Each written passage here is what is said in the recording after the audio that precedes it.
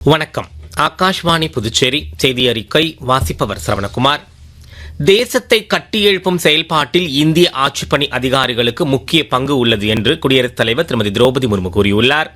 இன்று புதுடெல்லியில் லால் பகதூர் சாஸ்திரி தேசிய நிர்வாக அகாடமியில் நடைபெற்ற நிகழ்ச்சியில் உரையாற்றிய அவர், நாடு முழுவதும் நிர்வாகத்தை வலுப்படுத்த ஆட்சிப்பணி அதிகாரிகள் துறை எல்லைகளை தாண்டி உயர வேண்டும் என்று வலியுறுத்தினார்.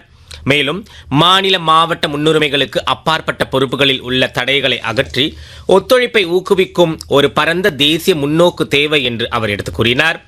அதிகாரிகள் ஒரு குறிப்பிட்ட பிராந்தியத்தின் நிர்வாகிகள் மட்டுமன்றி நாடு முழுவதும் நிலைநிறுத்தப்பட வேண்டிய நிர்வாக பாதுகாவலர்கள் என்பதை குடியரசுத் தலைவர் சுட்டிக்காட்டினார். அனைவரையும் உள்ளடக்கிய வளர்ச்சியை வலியுறுத்திய அவர், புவியியல் சமூக பொருளாதார காரணங்களால் எந்த சமூகமும் பின்தங்கிவிடக் கூடாது என்பதை அதிகாரிகள் உறுதி செய்ய வேண்டும் என்றும் கூறினார்.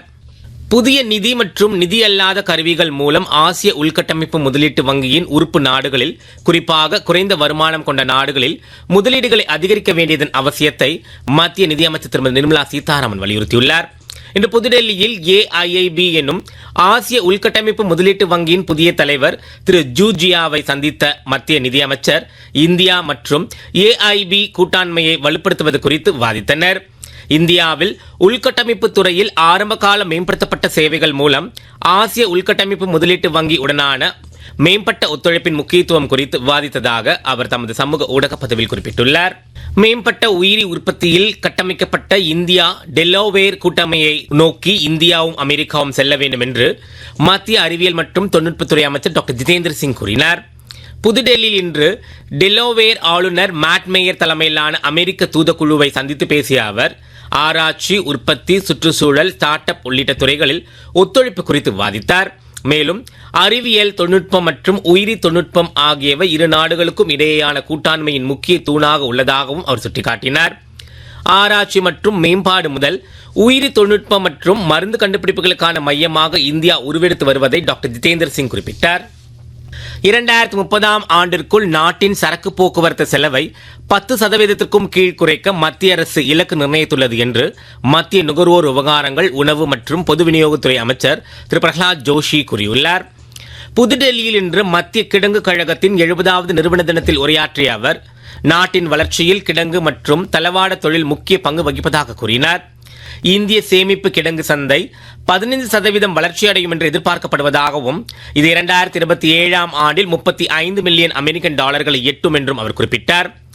காமர்ஸின் விரைவான விரிவாக்கம், சீரமைக்கப்பட்ட சில்லறை விற்பனையின் எழுச்சி மற்றும் ரயில்வே உள்கட்டமைப்பு, போக்குவரத்து கட்டமைப்பு ஆகியவற்றின் மேம்பாடுகளால் இந்த வளர்ச்சி எட்டப்படும் என்று அவர் மேலும் தெரிவித்தார். மத்திய கிடங்கு கழகத்தின் பணிக்காக வாழ்த்து தெரிவித்த அவர், 161 லட்சம் மெட்ரிக் டன் சேமிப்பு திறன் கொண்ட 953 கிடங்குகளை சரக்கு போக்குவரத்துறை கொண்டுள்ளது என்று பெருமிதம் தெரிவித்தார். ஈரான், இஸ்ரேல் மற்றும் அமெரிக்க நாடுகளுக்கு இடையே ஏவுகணை மற்றும் ட்ரோன் தாக்குதல்கள் தொடர்ந்து நடைபெறுவதால் மேற்காசிய பகுதிகளில் பதற்றம் அதிகரித்துள்ளது.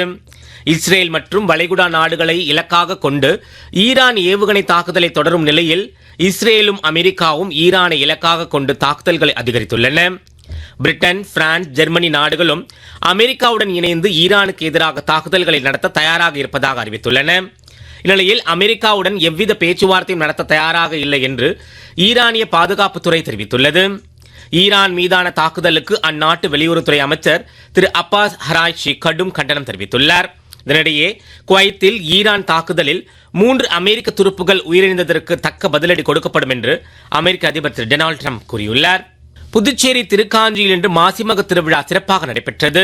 நாளை கடற்கரையில் நடைபெறும் மாசிமக தீர்த்தவாரியில் செஞ்சி ரங்கநாதர், மயிலம் சுப்பிரமணிய சுவாமி, மேல்மலையனூர் அங்காளம்மன், தீவனூர் பொய்யாமொழி விநாயகர் ஆகிய உற்சவ மூர்த்திகள் பங்கேற்கின்றனர். விழாவிற்கு வரும் சுவாமிகளுக்கு சாரம் மாசிமக வரவேற்பு குழு சார்பில் அங்குள்ள அவ்வை திடலில் இன்றிரவு 8 மணிக்கு பூரண கும்ப மரியாதையுடன் வரவேற்பு அளிக்கப்படுகிறது. நிகழ்ச்சியில் துணைநிலை ஆளுநர் திரு கைலாஷ்நாதன் பங்கேற்கிறார். மாசிமக திருவிழாவை முன்னிட்டு நாளை அரசு உதவி பெறும் பள்ளிகள் மற்றும் தனியார் பள்ளிகளுக்கு விடுமுறை அறிவிக்கப்பட்டுள்ளதாக பள்ளி கல்வித்துறை இயக்குநர் திரு சிவக்குமார் செய்திக்குறிப்பொன்றில் தெரிவித்துள்ளார். மேலும் பொதுத் தேர்வுகள் வழக்கம் போல் நடைபெறும் என்றும் அவர் குறிப்பிட்டுள்ளார். ICC உலகக்கோப்பை T20 கிரிக்கெட் போட்டியின் அரையிறுதி ஆட்டங்கள் நாளை மறுநாள் தொடங்க உள்ளன. கொல்கத்தாவில் நடைபெறும் முதல் அரையிறுதியில் தென்னாப்பிரிக்கா நியூசிலாந்து எதிர்கொள்கிறது. மும்பையில் வரும் வியாழக்கிழமை நடைபெறும் 2வது அரையிறுதிப் போட்டியில் இந்தியா, இங்கிலாந்து அணிகள் களம் காண்கின்றன. இறுதிப் போட்டி வரும் 8ஆம் தேதி அகமதாபாத்தில் நடைபெறும். இத்துடன் இந்த செய்தி அறிக்கை நிறைவு பெறுகிறது.